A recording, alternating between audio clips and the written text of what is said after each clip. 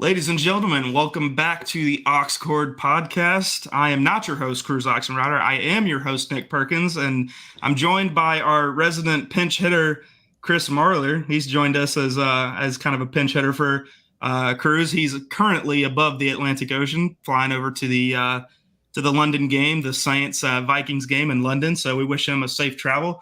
Also brought we got Wyatt and we got Bon. They're customary. They know what they're doing. So, boys, how we doing this evening? I don't like the way you've introduced me in comparison to everyone else on this podcast. You're a pinch hitter. You don't like being called that? No, I was a pinch hitter in real life. It was awful. I just wanted to be a starter. Also, Cruz is not going over there for that game. Dude, pinch hitting's the best, man. For the queen. Pinch hitting's the best, man. That's the best thing. You don't have to be in the field. You just get to, swing the stick. That's the best.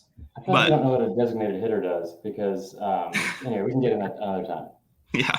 Well, I think we would be remiss, boys, not to talk about the elephant in the room this evening. Tua Tagovailoa going down with that head injury in the beginning of the second half of that, or at the end of the first half during the Miami game tonight. That was a tough one to watch. Obviously, we all wish him a safe return. Hopefully, breaking update.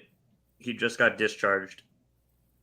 I don't see how that's insane. That's great. I mean, honestly, that's incredible, but I don't see how that's possible. Well, I mean, a hospital, if the hospital ruled it's just a concussion, there's not really much they can do to treat that. Well, no, I mean, they'll send him home with rest. I just hope he doesn't see a football field for 6 weeks. Like, I don't even want to see him on a practice field. Like, that's some scary shit, man. Whenever you see like his fingers do that stuff, I mean, that's like severe trauma going on. Yeah. I mean, personally, I don't know how you guys feel about it. I don't even think he should have been out there tonight to begin with.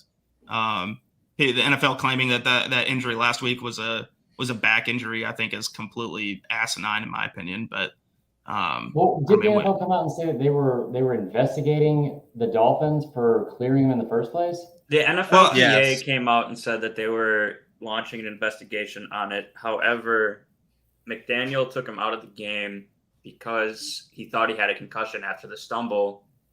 And so depending on how good you do on your preseason benchmark concussion test, it's not that difficult to pass it with a concussion. So if he sandbagged the concussion test preseason, then it's highly possible that he did have a concussion, but was still able to pass the test. But if you're the independent investigator, there's not really much you can do to be like, as long as he's not showing obvious symptoms or like the no-go symptoms, there's not really much that they can do to be like, yeah, he can't play. Yeah, I wonder if the science just isn't there.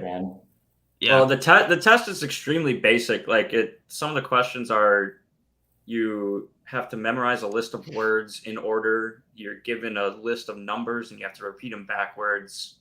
You're asked to repeat the months of the year in order backwards, and it's just stuff like that. So it's not like. Was he able to do that with the language barrier? With Tua's language barrier? With the language barrier. He's from Hawaii, you know what I mean? So yeah. Also, like the whole concussion protocol thing, like I hate thinking about this, but when he went out against Mississippi State, that was like one of the worst days I feel like I've ever had as a Bama fan. It was just awful to watch. Yeah.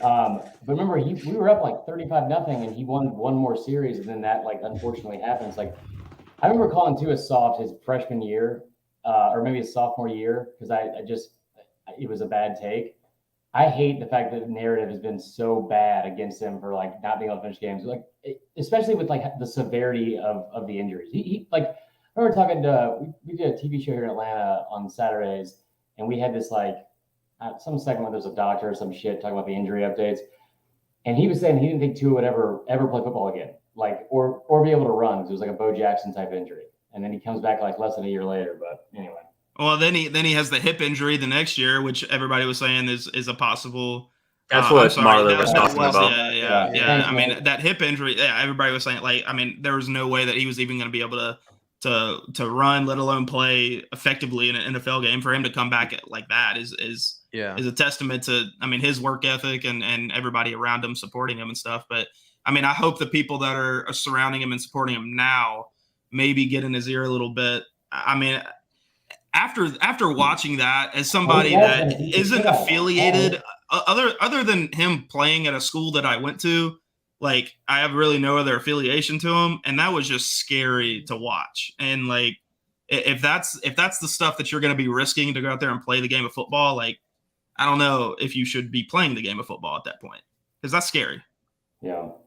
It's really tough. I don't want to take this away from Tua whatsoever, but I went through that hip injury as well. I went through that in high school, and it is some of the toughest shit you will ever go through is that injury. So props to him 100% for coming back from that.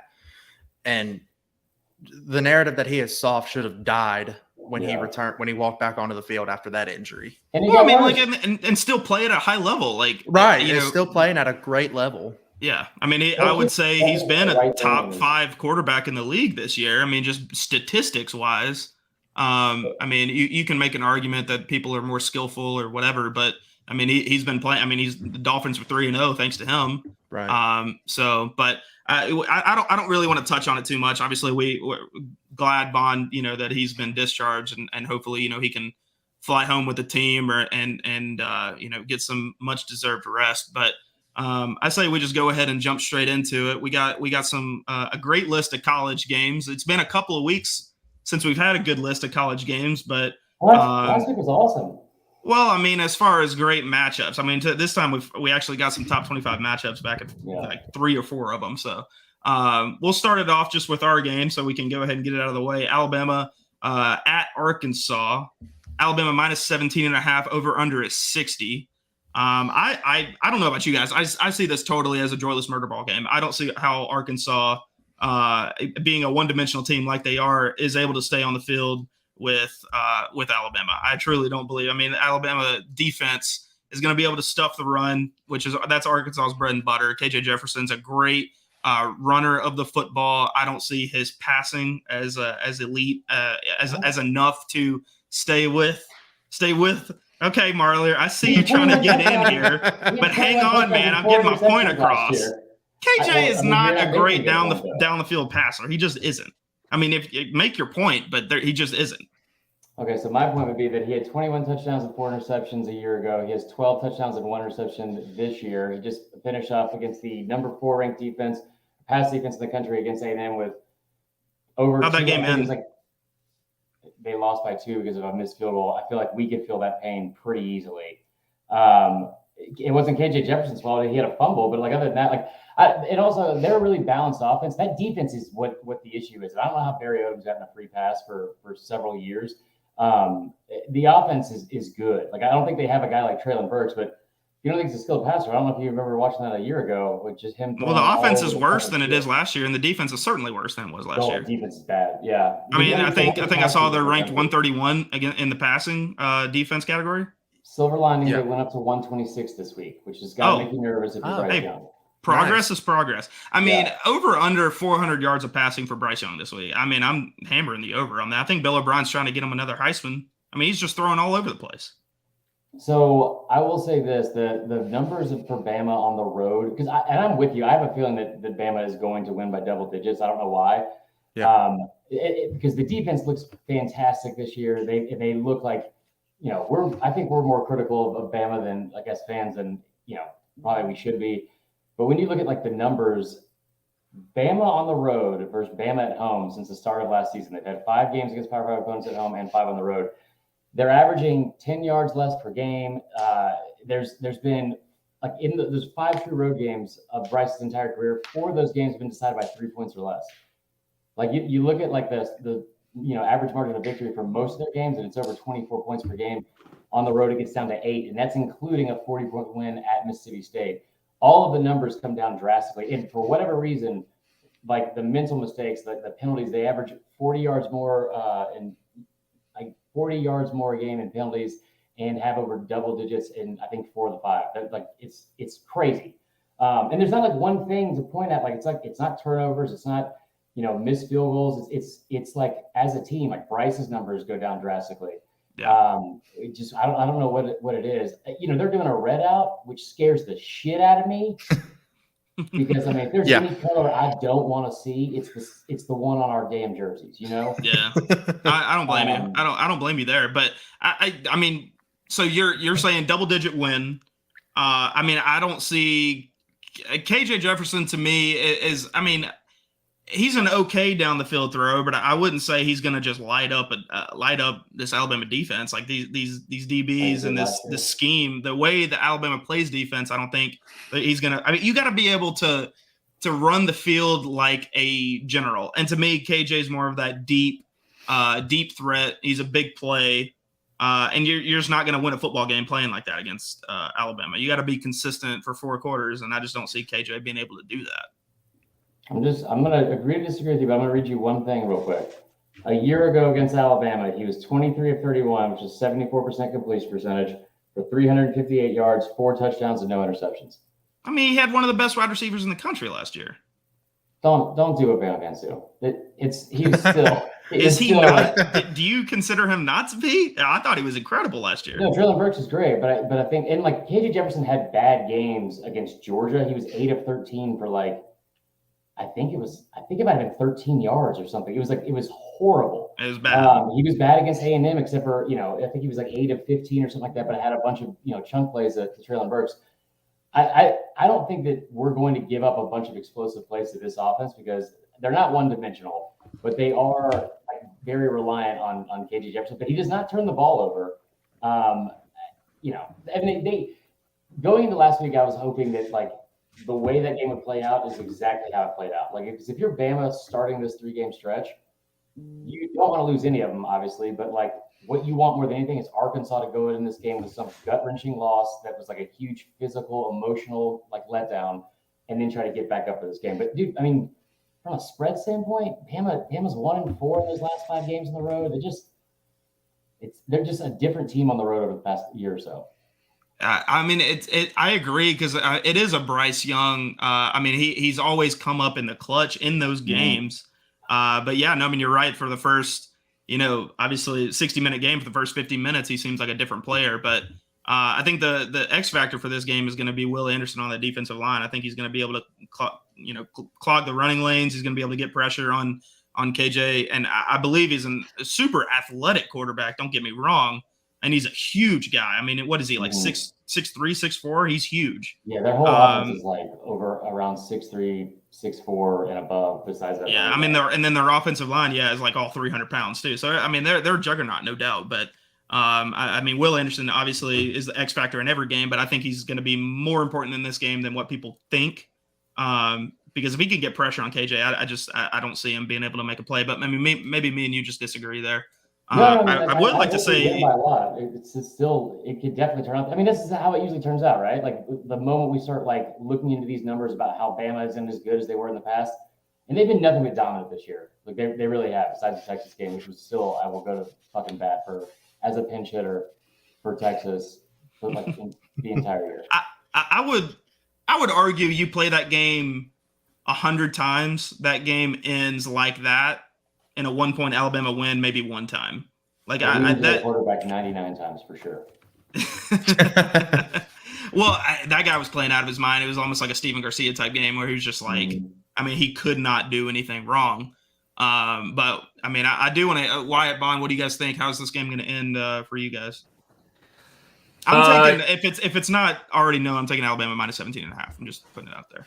I am not taking that line.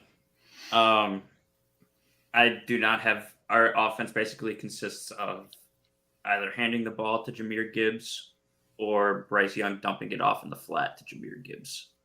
Did you not watch Trayshawn Holden last week? Did you not watch anything last week? Did you not watch it was also Vanderbilt.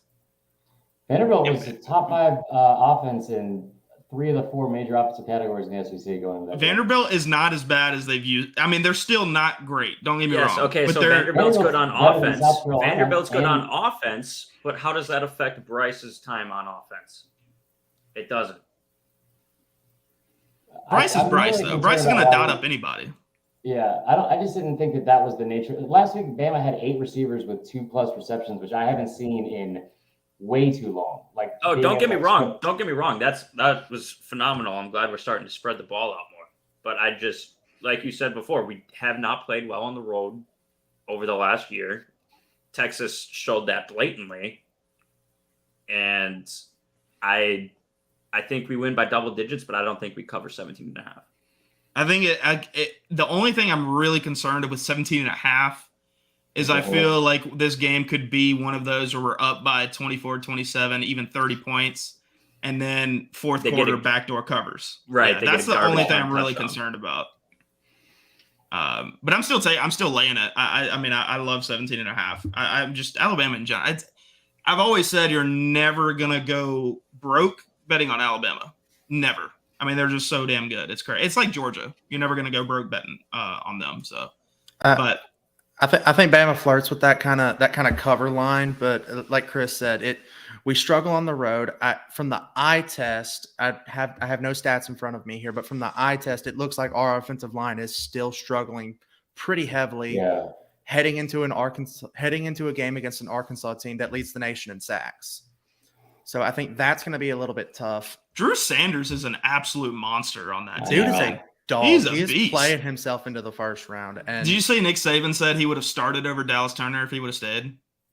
That's kind of an incredible thing to say. He said it before the season too. I mean, like, I remember at media days I was talking to Bubba Poole about that. Like, and he got this like genuine look of like excitement. He's like, I cannot wait for y'all to see Drew Sanders. Like, that kid is just different. Also, side note, since I want to be that guy, Jamir Gibbs had 3 total catches and 3 total rushes last week. Is that all he had? Yes, that's it. Pleasantly surprised. I will say every time he touches the ball, it's electric. You remember it, so it seems like he touches the ball a lot more. Right. I mean, that thing is a concern, right? I mean, the offensive line's not big. Like, the offensive line against Texas was not good. Yeah. Well, I mean, but you can make the argument you haven't really played a great defensive line other than the Texas game. But the one team you did, go up against, they gave you trouble. But that Texas team featured 2 senior defensive tackles and Demarion Overshawn. I mean, that was and Gary Patterson. I didn't even think about that until after the game. That like they brought that guy on, and all he did for 3 to 4 months was just like try to scheme up for that specific game. Yeah. Oh yeah. I mean, no. Every time these teams like out of conference, they play Alabama. It's their Super Bowl. They're scheming that all off season. That game reminded me. That game reminded me of Texas A&M last year, where Texas A&M was Bama game planning for a couple weeks beforehand, slipped up a little bit. Texas is Texas, but they had that game marked on the schedule since January. It's times like when you get into like this part of the season where you really have to watch every single game. Like, I mean, you get to this point in the season, you have to treat every game as if like it's Alabama, but those early games are what's really stressful. Is like, because you get those tune-up games and then you get Alabama. You're not sitting there preparing for Missouri State like you are Alabama. You're definitely watching film on them all the way back in June and July.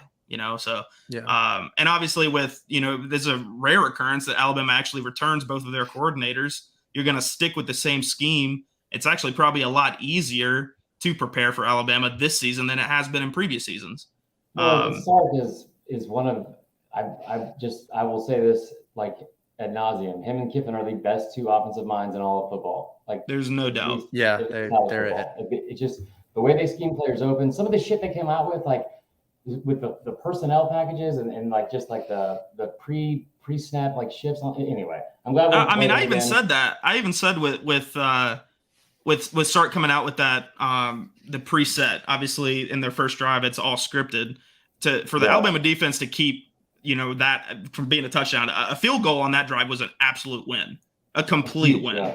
Yeah. And obviously that ended up being the difference in the game. But we can go ahead and move on. We spent a lot of time on that one. Probably spent a little bit too much time talking about that Texas game too a couple weeks ago. Next game we're going to be talking about is OK State at Baylor. This is 2 defenses. This is 2 really good defenses. I think this game is going to be a little bit of a slugfest in what is normally a very heavy offensive league and a very heavy offensive conference. But I like this Baylor defense, man. They're gritty. I know they had a little tough game there against BYU, but I don't know what's the line on this one. Baylor -2, over under 57. I like Baylor, and I'm taking the under on this one. What about you guys? I I haven't watched Baylor play a single down of football, and I feel like I haven't watched Oklahoma State since like the first week. Oklahoma State's coming off a bye, which is fucking bizarre because we're just so early. October. Yeah, like I was telling week on 5 the podcast earlier this week. It's like that gives off the same energy as like the person who gets ready to run like a half marathon and then like 2 miles in is like, you know what? I'm gonna get some goo gel. I'm gonna have a sit down pee, and then I'm gonna stretch again and get back going. Also, that person was me. But no, like Baylor at home. I mean, Oklahoma State struggled like at times, like on defense in that first game. Here's a stat for you: that their quarterback, what's his name? Spencer Sanders. Spencer Sanders threw 11 interceptions last year. 7 of them came against Baylor. Really? Wow. Yeah, they did play twice though. They did. I remember that. I just didn't remember him throwing 5 interceptions in a game. So is this a bit of a revenge game spot for OK State? I mean, they were half a yard away from making the college football playoff last year. Baylor obviously is the one that keeps them out.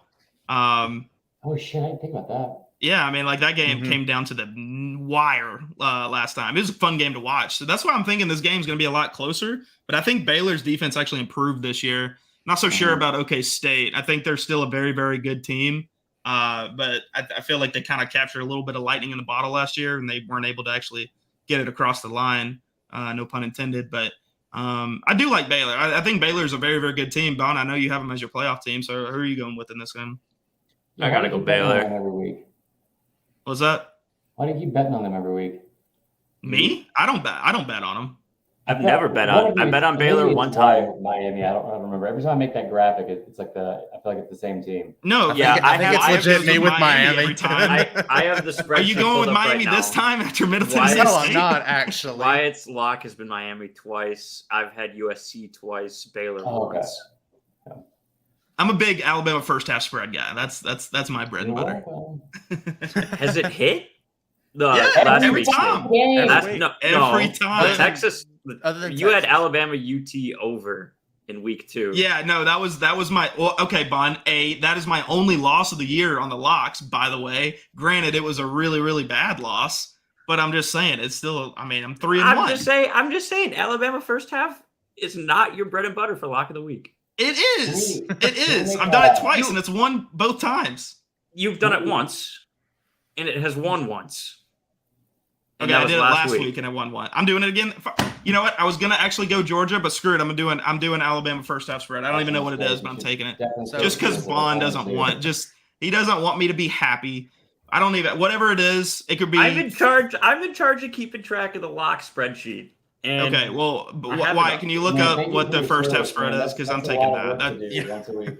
That's also, mine. Can we just shift the focus from you guys arguing with each other to make fun of Cruz since he's not here, since he 1,000% picked Michigan State just because of the trip he went on this summer?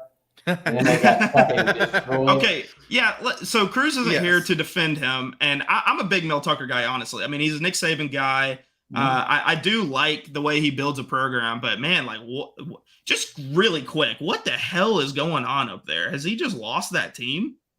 No, they don't. It's not like he's been there long enough to recruit. He also was like 13-19 as a head coach before getting like this $95 million extension. Like, but he went like 10-2 last year, didn't he? Yeah, but like the rest of his resume is like very Gene Chizik like esque. Like Chizik came in at 5-19 at Iowa State, and then stumbles upon Cam Newton. And I'm not saying the running back that they had last year was Cam Newton, but like. They were able to upset Michigan, and he'll probably have a lot of success there over time. But when I say success, I mean like they'll win 9 games a year. Well, they're not winning 9 games this year the way they're playing. That's fair. Yeah, but anyway, I do want to know like why. I mean, Brian, I know you're saying you're going Baylor. Chris, you haven't watched a down of football of Baylor this year, but why? What do you think about this one? I think Spencer Sanders is him. I think this is finally the year that, Mike Leach kind of actually breaks through the barrier a little bit. Mike Leach? No, wait. That's not right. No, I get him. It's late. This is a late recording, so. Mike Gundy? Mike Gundy? Yeah. Mike Gundy. Yeah. He got rid of the – it's fair because he got rid of the hairdo, so I'll I'll give you. I follow Mike Leach on Twitter, and the memes he posts are better than Kiffin half the time. But Mike Leach is a psychopath. He's great. Anyways, I think Spencer Sanders is him. I think Oklahoma State's a little pissed off. They got this extra week to prepare for Baylor. I probably would take the over, and I would take OK State +2. I'd take OK State to win this. Outright? You taking a money line? Is that how you are you going to take the points? I probably would just take the points, but I would not be sure. I'd probably sprinkle a little bit on the money line. Not a ton, but just brother. Right there. I don't hate it. All right. Next game. We got NC State at Clemson. This is my game of the week, honestly. I think NC State has a chance to win this game outright. But I mean, defense travels. I love NC State's defense. I think they're actually really, really, really good. I think they're underrated. People remember that ECU game a lot more than probably what they should, because the score doesn't really reflect how that game looked. I mean, I think NC State fumbled the ball twice going into the end zone. That game should have been way out of hand before obviously ECU makes that comeback. Clemson -6.5 over under 40 and a half. 40 and a half? My goodness. Yeah, isn't that crazy? I'm slamming that under. They dropped like 7 points because of the hurricane. Because of the hurricane, yeah, because of the wind, I guess. I'm still taking that under. Man, this is a tough one for me because 6.5 almost prompts you to want to take Clemson, but I just think that NC State defense is so good. I'm going to go NC State +6.5. I already have money on NC State +6.5. I would love to hear what you have to say on this one, Chris, because actually I feel like you're probably dialed in on this one. I don't know why, but I feel like you're dialed in on this one. Bro. 37-11 this year. NC State's 4-12 against the spread in their last 16 road games. That game against ECU, the reason why people look at that and as the judge of this team, it's because it was fucking East Carolina, a directional school that they should have lost to. And that's how they look on the road. Like you look at their numbers at home and away. I mean, they have looked really bad, except for against Boston College. I think they beat Florida State, a bad Florida State without their quarterback a year ago. But I mean, for the most part, this team does not fare well on the road, and they always choke. Clemson, it's looked like a little bit shaky at times, in areas you wouldn't expect. But I think last week, having DJU come back and throw for over 300, 400 yards, 5 touchdowns. If you're Clemson, you'd much rather have that kind of win with your defense getting torched than a 17-14, gutsy defensive battle, because that's kind of been the staple of your team.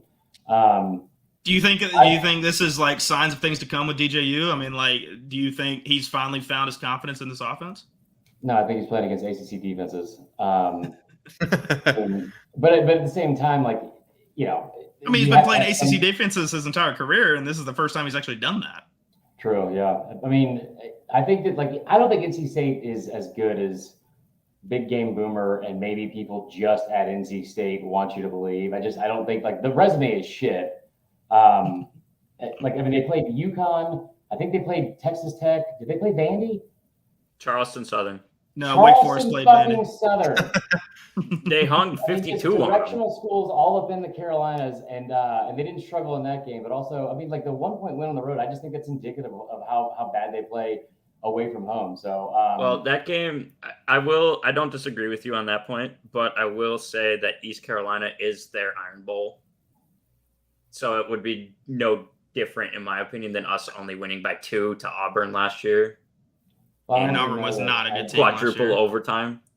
I'll also say this: Eastern Carolina, people give them a lot of shit, but they also nearly upset South Carolina last year, which they weren't a good team either. But I mean, they kind of have a knack for upsetting Division I teams that they should just absolutely kill, but they don't. So I think they have kind of a reputation of playing teams tight. You guys, watching you guys make all that up on the fly and comparing to the Iron Bowl was something. It was a sight to see for sure. Hey, I'm friends with both NC State and ECU people, and they will tell you the same thing. I mean, I will say that I'm pretty sure that ECU won 3 of the past 5 going into that game against them, but it feels like I don't really fucking care either way. Clemson, listen, the only thing I hope that happens in this game is that when Dabo puts on those khaki pleated pants and a sweatshirt, just the universal uniform of just giving up, and comes running down that hill ahead of his team, I hope he pulls a hammy like on the spot. I said that last week. I was like, man, there's going to be one time he's going to just trip up and eat shit doing that and tumble 10 yards into the end zone. That is going on the TikTok immediately. And yes. I cannot wait. I'll be able, you could kill me the next second and I'd be able to die happy, man. So, what do you think about this one? I think Clemson's defense got exposed a little bit last week. Sam Hartman's he's a good quarterback, but Sam Hartman is going to be playing on Sundays. I fully believe that. He's really, really good. Watch Chris. No, he's actually not that good. His throw motion sucks. No, he completely sucks. He's good. I was just saying you disagreed with it his entire time. So. Well, I disagreed with facts the whole time. So, my bad. I don't know. People whose names rhyme with Cruz Oxenrider have been really high on NC State since, March. And I'm somewhat high on them, but I just don't really know. I really know. If I'm slamming this under because they're going to be in the middle of that, whatever remnants of Ian are coming through there. Yeah.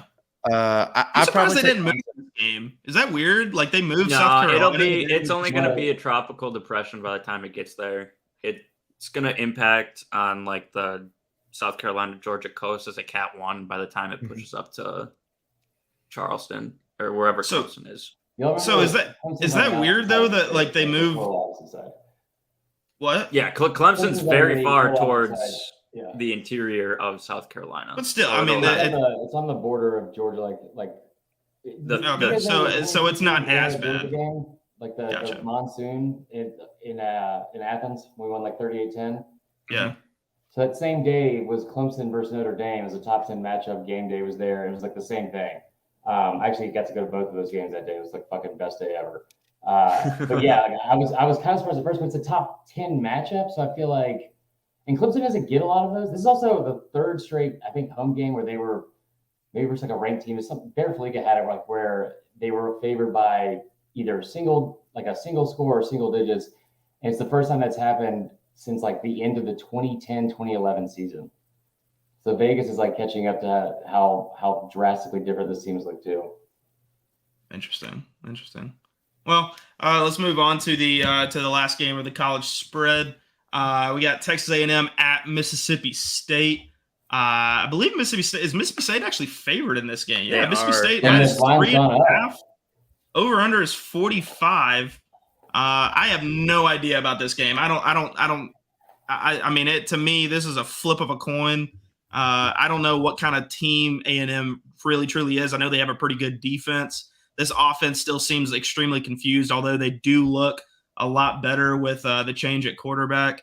I just don't know. I don't know what's going to go on here. Mike Leach, I love his offense. I like the way they attack with the air raid, but I think this defense with A&M is really, really good. So I have no idea what I'm going to do here. I'm just going to take the home team just because I don't even know, but I'm taking Mississippi State. Wrong answer, Nick. What you're going to do is stay away from the total because it's very scary. It makes no fucking sense. Even though Jimbo, as a road underdog, is 0-6 straight up and 3-3 against the spread in his last 6 at A&M. This line makes no sense. Also, we talked about how Arkansas's pass defense was ranked last week ago. A&M still managed to only put up 150 yards passing and 51% completion percentage. That's what I was going to say. Confused. I am not high on A&M's quarterback. And somehow it's an improvement, State, though. That other guy was atrocious. He's the worst quarterback I've ever seen. Looked very good against Memphis, against Arizona, against Bowling Green. They dropped the game to LSU week 3. Or they probably should have won that game. Week 2. Week 3. Fumble on the goal line didn't help. Texas A&M obviously lost to App State. They struggled against Miami, only won by 8. And Miami just lost to Middle Tennessee State. So that's not promising. And then they only beat Arkansas by 2 last week. Granted, it was a ranked matchup, but Arkansas was favored to win that game. Arkansas should have won that game. I mean, they should have won. Field goal away from winning it. Favored by 2. Yeah, Arkansas was +2. Was it? Yeah, that didn't make any sense to me either, to be honest. Then yeah, Arkansas pushed, and A&M was ranked higher than them at the time, I believe. Yeah, I actually got screwed on that. Somehow I got +1.5 on that because I was all over Arkansas. I loved that bet. And then I looked at my phone. I was like, I had +1.5, and I got absolutely mutilated by the book on that one. So that one killed me. But so I'm wrong. So you're going A&M on this game, Chris? No. The bet is take Mississippi State to score first. So Mississippi State has scored in 15 of their total 16 quarters they played this year. The only quarter they didn't was when they got beat at LSU in the fourth quarter of that game. They consistently put up points, which is an issue because A&M's offense is not only bad about like just in general with the numbers. Like there's no creativity. You had A-Chain goes off a week ago against Arkansas, but they had 54 total plays. 47 of those were combined between Max Johnson and A-Chain. That's it. So like hardly anyone's getting involved. There's no creativity. The biggest thing is that like Mississippi State, I think, is outscoring opponents 52-7 in the first quarter of games, and it's at home. So take them money line first quarter, money line first half, and then to score first as well. And then just turn the game off at halftime because it doesn't matter at that point. I'm grabbing my notebook.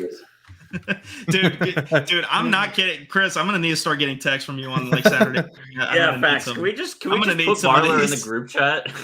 I'm gonna need Marler on Twitter, and we have a full video about it. So head over to the YouTube page and like and subscribe. I feel like Josh Tate, but less physically fit right now. Well, we'll give you a chance to plug it at the end, but Wyatt, where are you going with this? After Marler just absolutely hit you with some knowledge, I can't imagine you're going A&M on this game. Yeah, no, I'm taking, like Marler said, Mississippi State to score first, Mississippi State first quarter, Mississippi State first half, and then I can watch the second half just carefree, and I get to watch whatever kind of shit show is going to go down in the second half because this has the making of one of those just what the hell happened type of second halves. Yeah, that's true. It always like Mississippi State.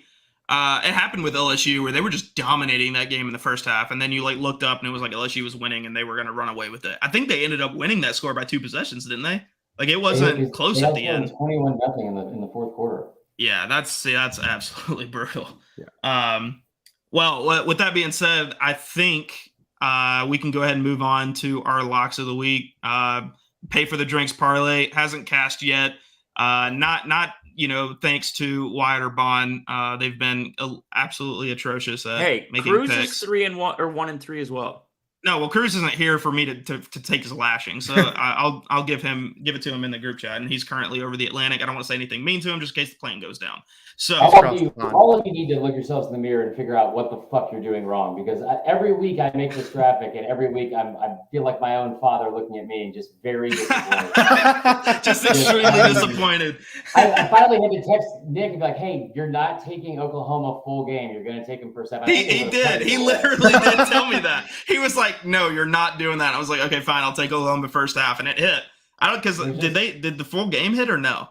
Yeah, so I don't remember if it did or not. My biggest travesty of the season so far, because they actually went down 7-0 in that game. They were a first half favorite of only 7 points against Nebraska.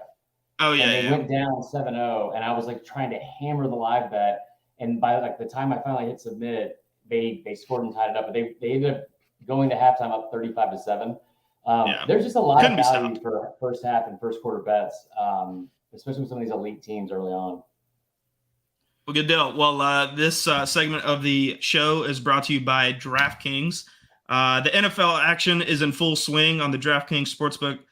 We're talking touchdowns, big plays, even bigger wins. New customers can bet just $5 on any NFL team and win up to $200 in free bets. Download the DraftKings Sportsbook app now. Use promo code BOOT to get $200 in free bets. That's $200 in free bets. If your team wins when you place just a $5 bet on any football game, that's promo code BOOT only at DraftKings Sportsbook app, the official betting sponsor of the NFL. Guys, I think I just took Cruz's job because I read that better than he ever could. Well, you did say in the middle of it. You did. Yeah. Well, I mean, that's just that's you're improving a little bit. You got to kind of throw it out there. You're not just reading it straight off a teleprompter. But anyways, we'll move on. I'll go ahead and say mine. I don't even know what the spread is, but it's Alabama first half because Bond's talking shit to me. So I don't even know what it is, but it's Alabama first half. Alabama's a 10-point favorite on our app. It could be 20 points, and I would take it, but I'll take 10. Chris, what do you got? I don't like that this week. I like a lot. LSU's second half is, I think, the best bet of possibly the week. Brian Harsin, since he's become a head coach in 2013, has the worst record against the spread of any coach in America. Like, they have just collapsed. And you look at their last 6 games against, I think, like Power 5 teams. Auburn has scored an average of 3 points per game in the second half in those last 6 games. They're getting outscored 97-21. They're just awful in the second half. They're fucking awful in the second half. Like, the offense is just non-existent. So I think LSU in the second half of that game is a very good bet. I'm not ready to go, so I'm just going to give you a bunch of shit, guys. Oregon, first quarter money line over Stanford. UGA -7 in the first quarter against a shitty Mizzou team. Ole Miss Missouri is awful. Yeah. Ole Miss is outscoring opponents 108-17 in the first half this year. Take them to score first at home against a Kentucky team that is their average margin, average scoring margin at halftime is 0, and they've played fucking nobody. Yeah. So I like Ole Miss in the first half there. I don't know about the full game. What else do we have here? LSU, like I said, Mississippi State, all those. Hold on, fuck, my bad. Oh, bad handwriting. -7 in the first quarter as well. Penn State -7 in the first quarter. They're playing Northwestern, who is fucking dog shit. Ohio State is a 10-point first quarter favorite, and they're playing Rutgers. They played 8 times all since 2014. Ohio State has put up 50 points or more in 6 of those 8, and the 2 they didn't, they scored 49. Jesus. So their margin of victory against them is like over 40 points, and so Rutgers that was is fucking terrible. You said OSU first quarter for that one? Yeah. I'm out here taking notes because I'm down $20 after this Dolphins game. Oh Lord. There's just there's like a lot of value in some of these, like Ohio State, maybe not full game, because you talk about the backdoor covers, man. Yeah.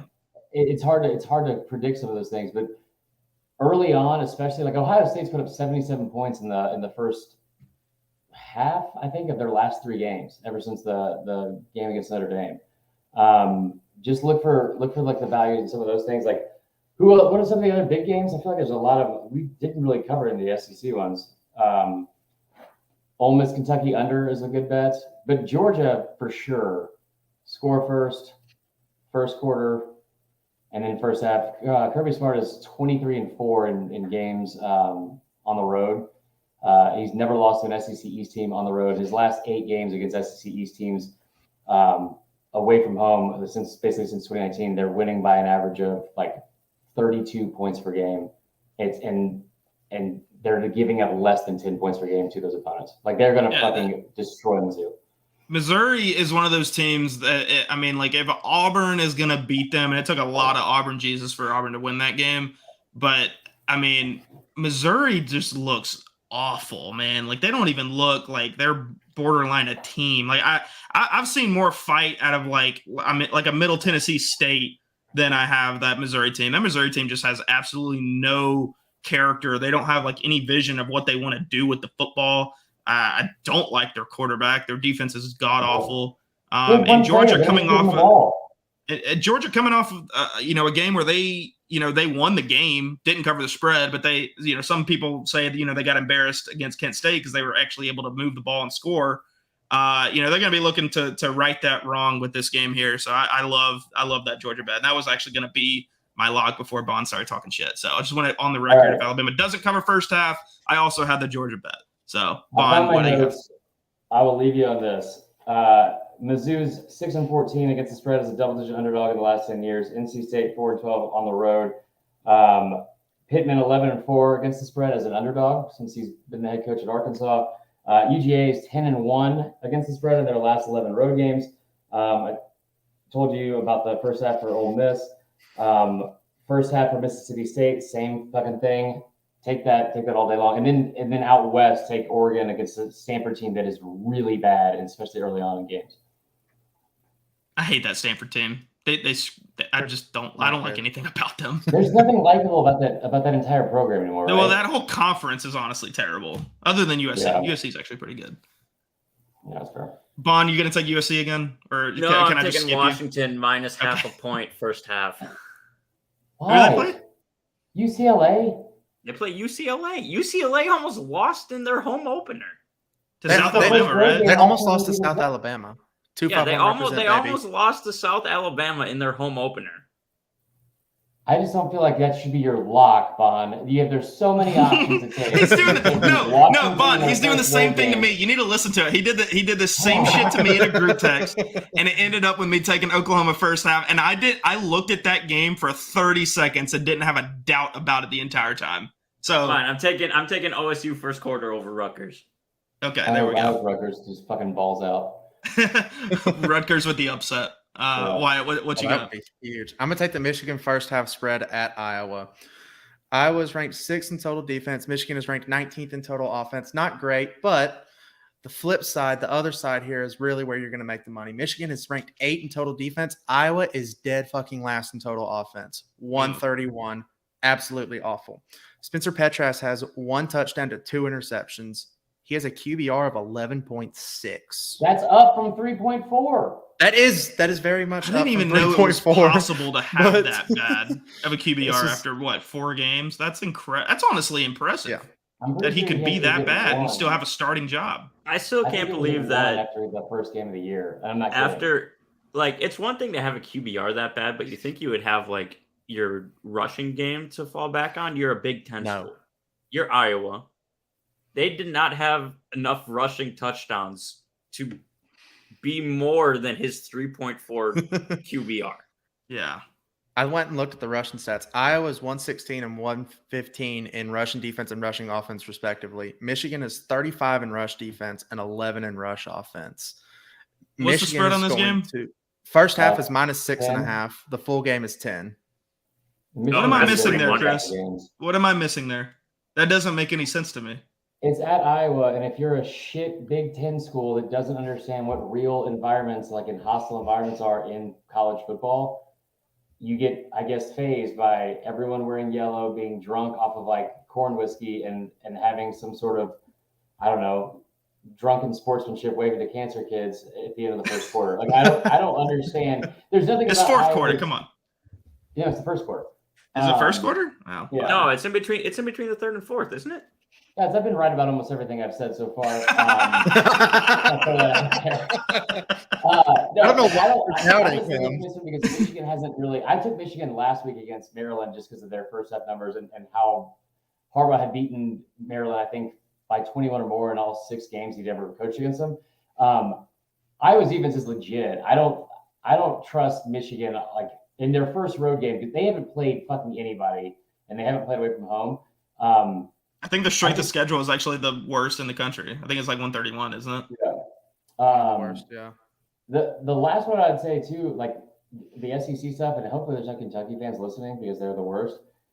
But Mark Stoops' numbers, dude, it was a war for you today, got some man. Beef with Kentucky guys today. No, I just stated a fact that they're kind of shitty. They're not the 7th best team in the country. They were tied at fucking halftime a week ago with Northern Illinois. Northern Illinois, who Vandy beat by double digits the week before. They've been outrushed. They've been outgained in rushing yards in 3 of their 4 games. They beat Florida, but everything else has been a shit show. I don't. Will Levis still has the second most interceptions in the fucking league. I don't give a shit how he eats bananas. Stop turning the football over. And I'm gonna be honest with you, Marler. I had 2 tests today, and I had an hour and a half in between them, and I was enjoying reading you in just getting bombarded by random Kentucky fans in between. Well, it was all extremely personal attacks too. It wasn't even oh, you're wrong, you're stupid. It was you're fat and ugly, and it's oh my god. Yeah, I tried to go find what you said about Kentucky that pissed them off so bad. They pulled up pictures of you from 10 years ago. That was ridiculous. A really good picture. It's arguably my best picture I've ever taken. Right? They're not. I was why would they even? That was crazy. My whole thing was my favorite part was I remember saying it yesterday when I was on there with Mike, and I think we were recording at 2, and I had just got up. I hadn't taken like any of my meds to be an actual adult. I just was like jittery and had a bunch of caffeine in me and just like, unhinged. And I remember as soon as I said it, he got like this look in his eye and wrote it down. I was like, oh, is that bad? Should I not have said that? Like the reaction about me looking like I don't know how to throw a football and never played a sport in my entire life. That was my favorite part. Because he just had, and 90% of these people who were like calling me like, I think my favorite was cuck ass little bitch boy, which is just it rolls off the tongue. Like they were saying all this, and their profile picture was of another fucking grown man. So I don't fucking. Well, so shout out the Kentucky fan base for getting Marler all up in his feels. But first off, no, they were in their fucking fields. I own that entire fucking fan base as of today. I am now the governor of that state. Kentucky. Well, actually, so that was the pay for the drinks parlay. So take all those bets, bet with us. I'll recap it because that was kind of a long segment. That was a lot. It was a lot. So Marler took LSU second half, from what I'm understanding. That's kind of a crazy. He gave a lot of them, so that's just the one that I wrote down. Nick's taking Alabama first half spread. I'm taking Ohio State first quarter spread, and Wyatt is taking Michigan first half spread. We're a bunch of sharps, man, with all these first half, second half. I mean, what the fuck are you talking about? This is all information. No, I'm taking credit for it, man. That's the Twitter game. You say jokes a little bit louder than everybody else, and you get the credit for it. So that's what I'm doing. You steal graphics, it's great. Well, that incredible segment was brought to you by the DraftKings Sportsbook app. Download the DraftKings Sportsbook app, and that might have been one of the best lock segments that we've had. That was really funny. All right, let's move on into the NFL, which is everybody's favorite. Let's start off with Cruz's favorite game. I believe it is Vikings -2.5. Over under is 43 against the Saints. I'm actually taking the Saints in a bounce back game here. I didn't like the Vikings, and ever since that first week one where they absolutely demolished whoever they played, I can't remember, but they played a fantastic game. They couldn't get Justin Jefferson going last week. Kirk Cousins looks like he's absolutely lost on the field. And I think the Saints team is a little bit too talented to be playing the way they've been playing consistently. So I'm looking for a bounce back game here for the Saints. What do you guys think? I'm going to go.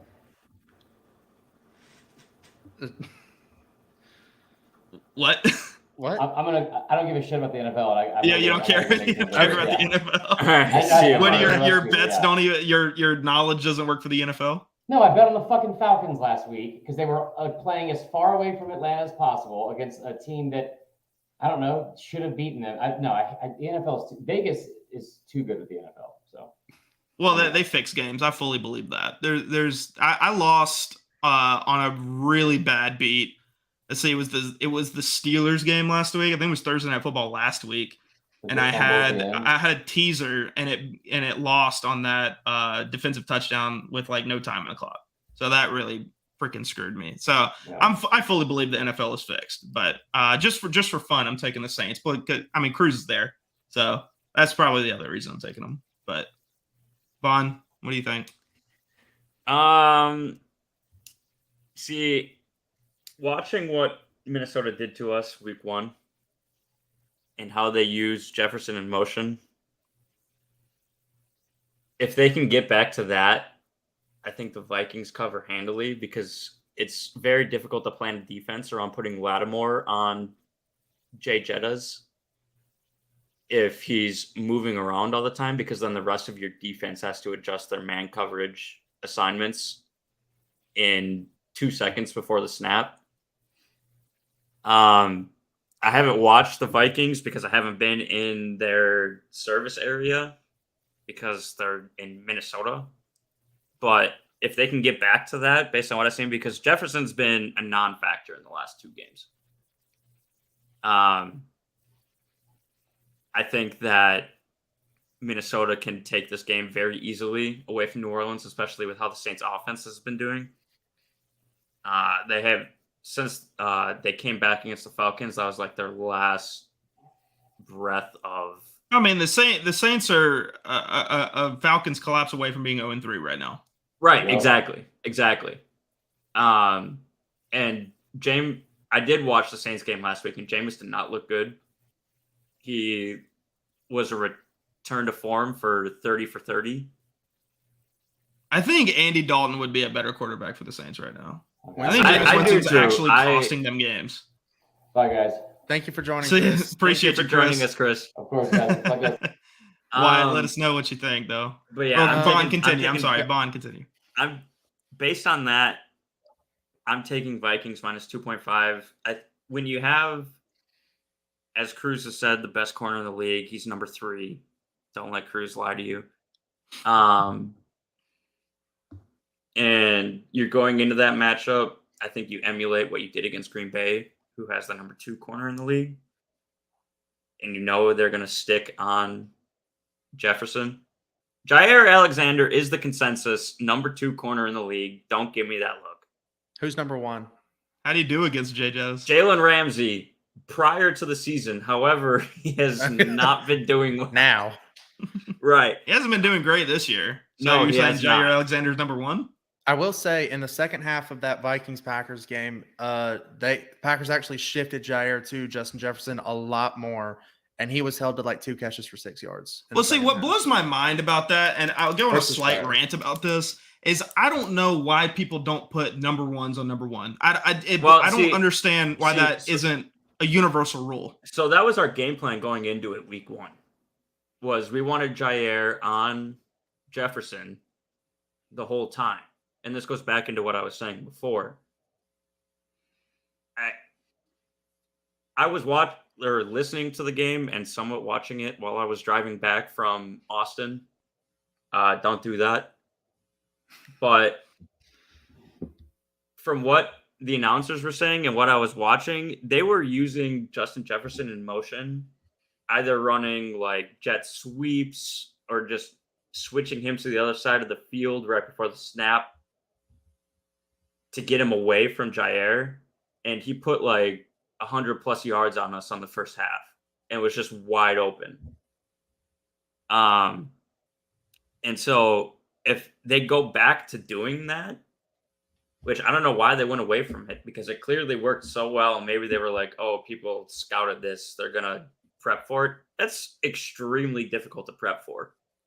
That's true. Like you can tell your number 1 CB to sit in the middle and just watch Jefferson and go where he goes. But the issue is it shifts the cover assignments for every other defensive player on the field. And everyone has to know the same shift like sequence in order for that to work. So even if Jefferson wasn't the target on the play, you move him over, he's either on a mismatch or he takes your best player defensively away and then leaves the rest of the defense confused about their assignments. And well, see, the issue with motion when you're running man coverage is great when you do zone, which I don't think the Saints are a very good zone defense. I think they do like to run man to man. They obliterated us in zone whenever we were running it. Too. Yeah, so we just got both sides of that, but I still think that the Viking, especially going up against Lattimore, I think that the Vikings are going to go towards using Jefferson like that. And they still have Allen Thielen. He hasn't really had that great of a year, though, so far, has he? He hasn't. But if you can get Jefferson to take enough pressure off of Thielen, get him one-on-one with Saints, I don't even know who their CB2 is. Cruz could tell you. That's a mismatch. I want to say it's like Paulson Adebo. That might be his name. That sounds that's a mismatch. Like Thielen's going to get those. And true. you have, I mean, if Kirk Cousins can get it there, that's the issue. That's the issue. Kirk Cousins has also not been performing the past 2 days, so a lot of this is going to depend on his performance for the last. Well, one of those was in prime time, which is guaranteed that he's going to suck ass. I was going to say, primetime Kirk Cousins is absolute ass. So 1 o'clock Kirk Cousins is really, really good. Well, Exactly. it's going to be 8 prime a.m. time Kirk technically in Cousins? London. It'll be 7 p.m. there because it's a No. Well, yeah, but 8 a.m. Kirk Cousins is going to kick some ass. All right, so 8 a.m. Kirk Cousins as a lead. Is that Right. what we're going with here? Okay. 8 a.m. So Kirk Bond, Cousins you're is like an going MVP. minus 2.5. Why? I'm what are you going doing? minus. I would go minus 6.5, 7 on this. Jeez. Okay. Wyatt, what do you think? Jameis Winston has not practiced the last 2 days. It is looking like Andy Dalton, the Red Rifle, will be starting. Michael Thomas has also not been practicing the last couple of days. So Jarvis Landry's already banged up. So now all of a sudden you've got the Vikings cornerback 1 on rookie Chris Olave. Yeah. And don't get me wrong, Olave's a dog, but he's a rookie in the NFL going up against probably Patrick Peterson. People forget, didn't win Rookie of the Week this week. He won Rookie of the Month. Yeah, but Rookie of the Week went to Romeo Doubs. That is true. The agenda is can more continue important. to be pushed. It's more important. Yes. Which is more important? I think Alvin Kamara is also he is that dog. Oh, he's questionable too. No, I mean he's Is he everybody questionable on too? that I Saints didn't see offense that. is banged up right now. It's crazy. Saints offense is basically the same as Bills defense right now. Everyone's just just like really, really banged up. They could probably play it, but they probably shouldn't, and it hurts their team if they go out there and do it. That's pretty much what the Saints are right now. I probably would take the Vikings then, and I would probably take the under because the Vikings almost lost to Detroit last week. If Detroit just learned to cover the wide receiver 3, the Vikings lose to the Lions. So, and the other side of it is these London games always suck. Like they always they're so not bad. Fun. Yeah. Well, and a lot of that has to do with like just the logistics of going over to play in London. Like that too. Yeah. You have jet lag, even if you're there 2-3 days before, whatever. But yeah, we got to move on. What's the next game? Jaguars. Yeah, Philly? we got Jaguars. Philly is minus 6.5 over under 46.5. Jalen Hurts is an NFL MVP for me right now. I absolutely love, and it's just not because he went to Alabama or he was an Alabama quarterback. No, he's legit. He has arrived. We talked about it on the last episode. His just like development over this past offseason has been night and day. I would take. I'd take Philly minus 12 in this game. I think the reason this spread is so small is because the Jaguars have actually played decent football the last couple of weeks. Trevor Lawrence actually looks like he has a pulse back there in the pocket. But I'm still hammering Philly. Philly's at home, right, too? So, yeah Philly fans are absolute animals. I don't know why the spread isn't bigger, but I'm taking Philly minus 6.5. I've already got a unit on Philly minus 6.5. So you already got that. What do you think, Wyatt? Yeah. I'm going to go Philly 6.5. Jalen Hurts is looking like the MVP this year, and it could not make me happier than watching him succeed in the NFL. We talked about it a little bit already, but like how crazy is it going to be when the Saints like are terrible? They get a top 5 pick, and then on top of that, they get, obviously if they go on and, make a deep playoff run, they'll still get another first round pick. Granted, it'll be like 28, 29, but it doesn't matter. 2 first round picks is huge. This is like looking like a dynasty type. If they can actually draft correctly and keep everybody healthy, this is looking pretty dangerous. I mean, I've heard Bijan Robinson being look like they might go to him, and if they somehow grab Will Anderson for the defense, like this team is going to be legit next year. I'll say this about Philly. Everyone's talking about like Tyreek Hill being the biggest offseason move this season. I think it's AJ Brown. AJ Brown's been that was a huge move this year. Yeah. That was crazy. You get AJ Brown for Jalen Hurts, a big body receiver who can go up in coverage and get it, and you also have your speedster in Smitty, and then you got the security blanket in Dallas Goedert and Sanders. and he is honestly he doesn't get enough credit either. That Dallas guy, he is really. He's sure hands. Is he top 6 in the NFL? Yeah, I think a lot of that him not getting enough credit is because they went from Zach Ertz to Goddard. Yeah, that's probably true. You go from. Zach Ertz was like what top 3 tight end in the league for several years, and then they actually get rid of him, which I thought was kind of a dumb move. But no, that was based on his past performances. Sending him to the Cardinals was a good move.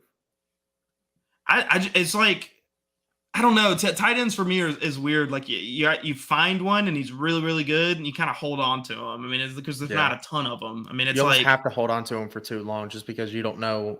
you don't. The grass isn't always greener on the other side, kind of thing. All right, we got 3 more games to go on to. We're all taking Eagles minus 6.5. Yeah, we'll go on to the next one. We got Browns at Falcons. Browns are minus 1.5 on the road, over under 49. I mean, I'm not a fan if I don't take Falcons plus 1.5 here. I like our defense actually. I mean, Nick Chubb's going to get 100 yards on us, no doubt, probably 2 tutties. But I just really like the Falcons defense this year. I think they actually have a pass rush. I just don't know, man. There's something about this Falcons team. They're fun to watch. They can play with anybody. So I'm just going to take them plus 1.5 home underdogs.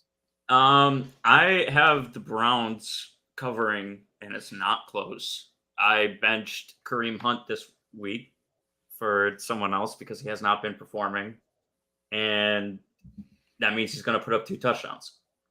That's fair. That's a fair way to think about it. Yeah. Yeah. So the only thing that's going to keep the Falcons in this game is, in my opinion, Marcus, like we talked about earlier, Marcus Mariota just giving 115% every game because his career is on the line. And he's going to take those hits when he needs to. He's going to sit in the pocket, take a hit, and throw a ball for 40 yards. And I think that's the only thing that keeps the Falcons close in this.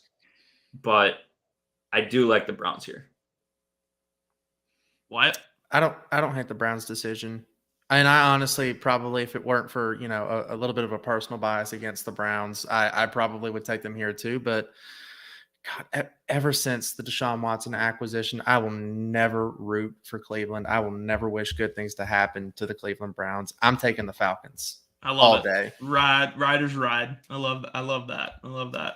All right, we'll move on to the Patriots at Packers. I won't spend a lot of time on this because I know you guys want to.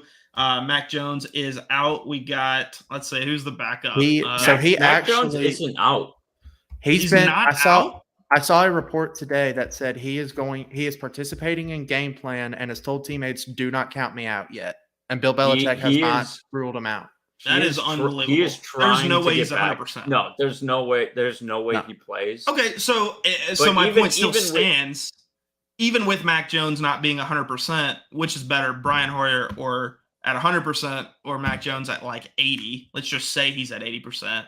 I don't know if it really makes a difference. I mean, I'm taking Packers minus 9.5, but I'll shut up and let you guys talk about it. And either way, if I'm the Patriots, especially after seeing what happened to Tua today, I'd say take it as an omen and sit your guy. My franchise QB out there with a very he couldn't even walk off the field. Everybody saw the video. He was screaming. He jumped off the field on one leg under his own power and then had to be carried to the locker room. And I just don't see. And it was diagnosed as like a severe high ankle sprain or something. They said it would have been better if he had just snapped it. Yeah. Right. And that's normally like a 6 to 8 week recovery. The Patriots are already trying to get him back within 4 weeks. And Mac is he came out and said, I'm not comfortable with that. But then also came out and said, I want to be back for this game. So Mac Jones is also a little bit of a psychopath in the sense that I think he kind of thrives off of people doubting him. And 100%. Whenever someone says, "Oh, he's going to be out for a little bit. Oh, he's not cut. He's not a franchise quarterback. He's soft. Whatever." I think he hears that, and it kind of fills him with a lot of anger, and it's more of to prove people wrong. I mean, everybody thought in 2020 he was just going to be a transition guy for Bryce Young, and then he comes in and probably, if it weren't for Devontae Smith, should have won the Heisman that year. So I think he kind of fuels off that. I would not be shocked if he had a crazy brace on and went out there and tried to play. I don't think it's smart. I think you protect the bag at this point in your career. You get to the NFL and you're on a rookie deal. You got a chance to actually make some serious money in your life in the NFL. I think you kind of get rid of all the childish bullshit that goes along with that. But I mean, it wouldn't shock me. I don't think it makes a difference. I think this Patriots defense is not what it was last year. They still have a pretty decent pass rush, but I think that, Aaron Rodgers is Aaron Rodgers. He's the best quarterback in the league. So Packers minus 9.5. I think that's so, and it's at home too. I mean, Patriots are going to have to travel, not knowing what the situation is at quarterback. It's just a really bad situation for them right now. It's almost so easy. It makes me nervous, but you also think about it. It's Aaron Rodgers. You go with Aaron Rodgers every time. So see, that's what I'm doing. That's what I'm thinking. But also, our offense is basically Sammy Watkins is out. Is Lazard still out? No, Lazard's back. Okay, so we have Lazard, Romeo Doubs, and Christian Watson as our wide receivers 1 through 3. Doubs is the only one that I have confidence in. Sprinkle a little bit of Randall Cobb in there. Lazard had some pretty good Lazard catches had- last week. Lazard he had that a pretty good bomb. week. Yeah. Yeah. He did have some good ones, but like He is boomer bust. Aaron though, I'll tell you Rodgers that. has pretty much shown that his safety blankets are either going to be Jones or Dillon out of the backfield, or Dobbs in the flat or running a post. And I don't know how I feel about relying on two positions like that against a Patriots defense who's not where they were last year, but also hasn't been that bad either. They've been very middle tier, I'd say. Right. It's like not having. I mean, they haven't really just shocked the world or anything like that. But Just because I'm a homer, I'm going to go Packers -9.5, but I'm nervous about it. I don't know. I'm not putting money on this. I'm not touching this game. I also just don't bet on Packers or Alabama games as a rule, because then That's I know fair. it's going to That's a jinx good it. rule to have, actually. Yeah. But I'll take Packers 9.5. Not proud about it, but Wyatt, what do you got? So I think the Packers did a very good thing last week, being able to go into Tampa and taking down Tom Brady like that. You get your two bookend tackles back in Elton Jenkins and David Bakhtiari, who Is Bakhtiari back? he played last week. How did I miss that? I watched. He played that like entire game. 53% of the snaps. I watched that entire game. How did I miss that? Yes, dude. But anyways, you get your bookend tackles back. David Bakhtiari, who, by the way, only allowed one pressure last week, hasn't played in 20 months and is only allowing one pressure. That's an all-pro level tackle right there. You get your tackles back. I think the Packers have a get-right game on offense. You saw in week 1, they tried to hit that bomb to Christian Watson, and he straight through the hands. He's itching to get another one of those. Romeo Doubs is him. I saw a stat the other day. It said through the first 3 games of all like the major Packers receivers under Rodgers, James Jones, Greg Jennings, Jordy Nelson, Devontae Adams, Romeo Doubs has more catches and receiving yards than all of them. Jeez. I'm telling That's a hell you, of a stat offensive line. rookie of the year. Romeo Doubs is him. Christian Watson is itching to get that bomb back. And plus, you've got one of the best running back duos in the NFL in That's Aaron true. Jones and A.J. Dillon. I would think say this the is- only people that even really compete is Cleveland, that even Yeah. competes with that running back duo. I definitely say it's- Cleveland, yeah. Maybe having- Dallas if Zeke is having- half Maybe decent. Dallas. But Yeah. no, Zeke's been ass. If he's half having- decent, maybe Dallas. Having AJ Dillon and AJ 33. I know we don't want to pay AJ 33 what he's worth next year, because it's going to be a lot, and he knows it's going to be a lot. But I don't know if we can afford to let that go, especially if we're running 3 rookie wide receivers on rookie contracts still. Yeah. I Well- don't know. They're a great duo, and I don't think Mac Jones plays, but let's be honest, 50% of Mac Jones is better than 100% of Brian Hoyer or 100% of Bailey Zappi. I can't believe that guy's a freaking NFL quarterback. That's insane. God, That is I'm unbelievable. taking Packers 9.5 here, and I'm actually going to take the over as well, just because, like I said, this is a get-right game for the Packers. They could score 35 on their own, and See, as long as the that's the Patriots thing. have 5 points, if Yeah. the Patriots score at all, basically the over's a hit. Yeah, I could totally see this game being like 38-6. Like, it's just one of those where it's just like absolutely demolishing. I think it's but a get-right game, but yeah. Yeah, let's move on to our last game. We'll close it out. We've been running a little bit long here, but we'll go Chiefs at Bucks. Chiefs are -1.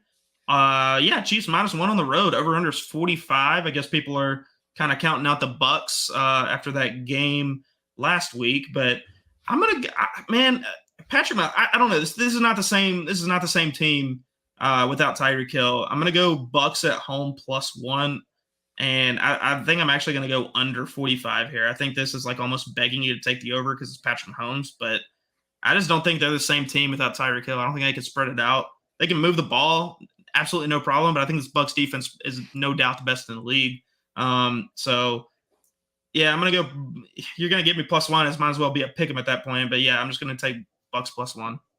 I'm also gonna ride with TB12 here. As you said, Bucks have one of the best defenses in the league, if not the best. The Chiefs snuck out a win 2 weeks ago against the Chargers, who their defense isn't nothing to scoff at, but it's also not. They're a solid middle of the pack defense. And then they lost to the Colts, who tied the Texans and lost to the Jaguars the week prior. Did y'all hear about the ending of that Colts game? No, I haven't. So the Colts are heading off the field, down, gonna lose this game, and then they call like an unsportsmanlike language penalty on the Chiefs.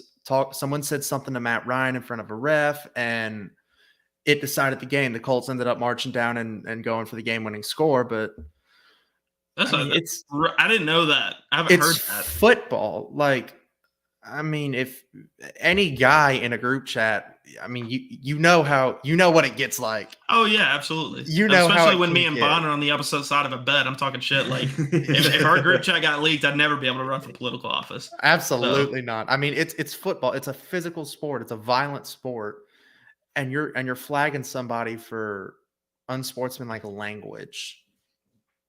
I will say, it was a little ridiculous. That's ridiculous, but also they lost Honey Badger.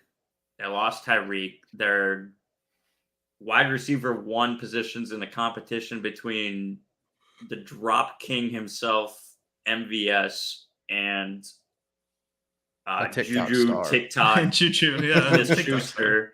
And then their wide receiver 3 is Mecole Hardman. Like, see, I think actually Mecole Hardman's actually not that bad. I'm not gonna lie. He's not, but he's a burner. He's not the same burner that Tyreek was. No, it's not even close. Tyreek's the fastest dude on the field, any field. The Chiefs had a very good game against the Cardinals. Like, I think Patrick Mahomes had 5 touchdowns in that game? Yeah, something like that. But the Cardinals aren't known for their defense. Very well could have been a double XP weekend. I don't know the schedule for that because I don't. It was actually the beta weekend. It was the first weekend. No, the beta. Beta was this weekend. My bad. Well, if you pre-ordered, you got the beta that weekend as well. That's all I'm saying. We all know that Kyler Murray pre-ordered Call of Duty. There's 100%. So, but I am not impressed with this Chiefs team as much as I should have been. Like, I'm pretty sure during our preview show, I said that the Chiefs might be 3rd in this division. But the Chargers are giving me a run for my money with this because they're choking harder than the Chiefs are. And then you have the Raiders and Broncos.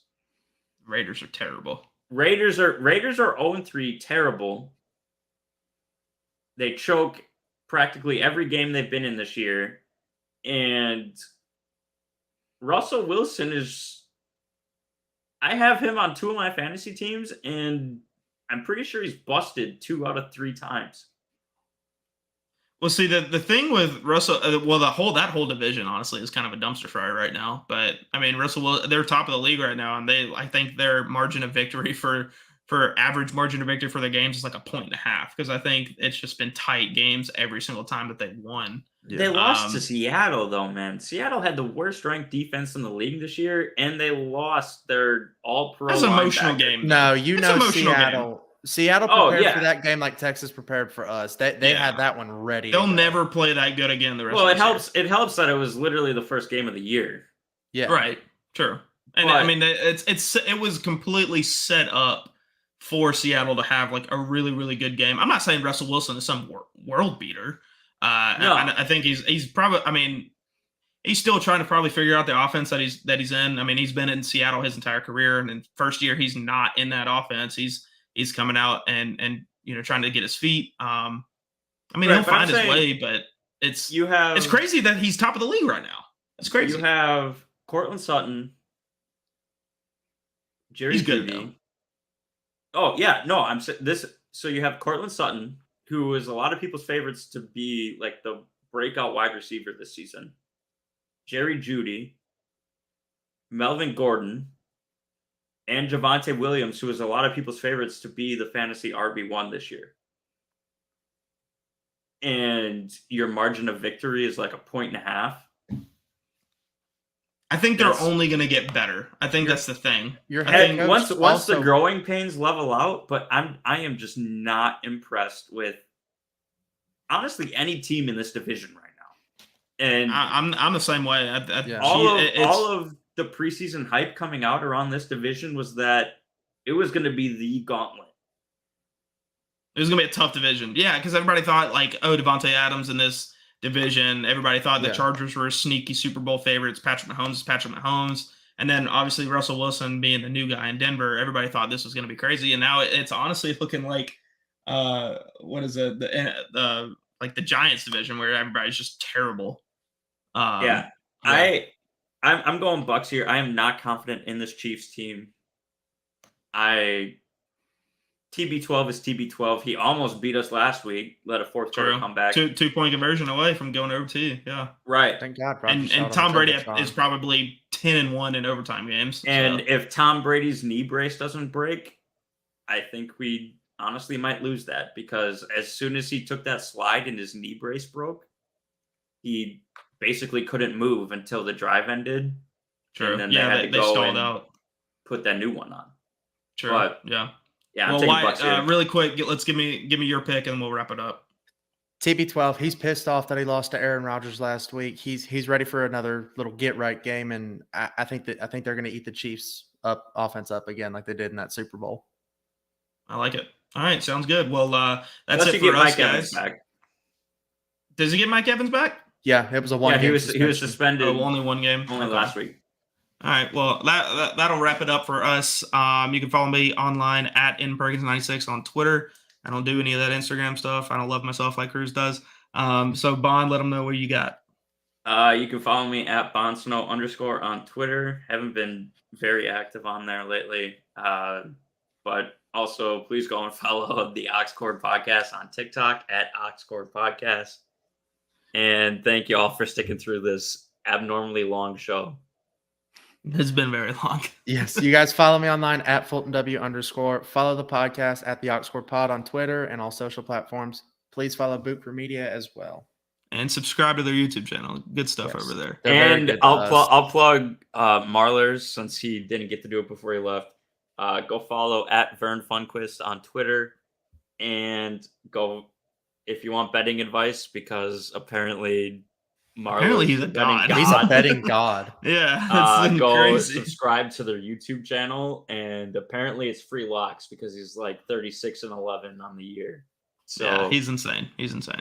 So yeah, go follow Chris. He's a good friend of the show. Obviously, a good friend of mine and Chris. All of us, a good friend. So and he's a great guy, and we appreciate him coming on, staying up late for us to do the show with us. But that's it for us, guys. We appreciate you. We love you, and we'll see you next.